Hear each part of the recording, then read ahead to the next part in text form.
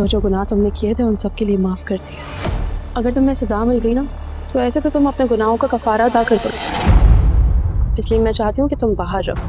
यही सज़ा है तुम्हारे लिए। तुमने कहा था मकाफात की चक्की चलती आहिस्ता है पर पीछती बहुत तेज है। सच है, तुमने कहा था मैं रोज मरूंगा और रोज मर रहा हूं मैं।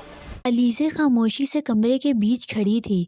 आंखों में न आंसू थे न गुस्सा, बस एक गहरी थकन।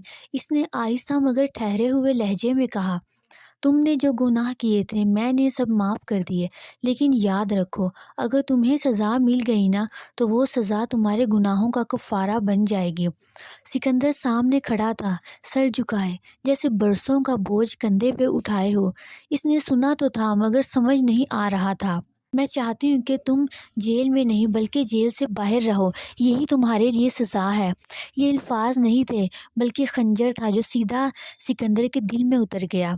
दूसरी तरफ हमज़ा, जो आज तक अलीज़े को भूल नहीं सका है, वो इसकी ज़िंदगी से तो जा चुकी थी मगर फिर भी पूरी शिद्दत के साथ इसकी ज़िंदगी में मौजूद थी। और सिकंदर को अब समझ आया कि अनूशा ने जो कहा था बिल्कुल सच कहा था। अनूशा ने कहा था माफ़ियाँ आहिस्ता आहिस्ता मिलती हैं मगर इनकी कीमत बहुत तेज़ अदा होती है। इसे आज समझ आया कि वाकई में वो सच कहती थी।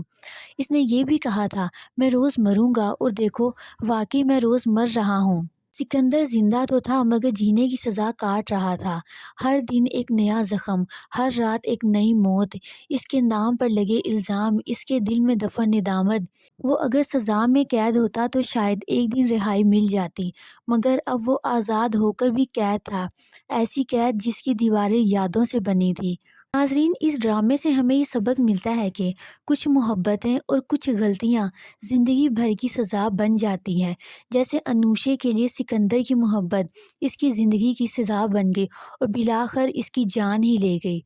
आज सिकंदर के पास निदामत के सिवा और कुछ नहीं है। नाज़रीन, कैसी लगी आपको ड्रामा सीरीज़ मोहरा की आखिरी एपिसोड? कमेंट सेक्शन में ज़रूर बताइएगा। वीडियो को लाइक और चैनल को सब्सक्राइब करना मत भूलिएगा। मिलते हैं अगली एपिसोड में। खुदा हाफिज़।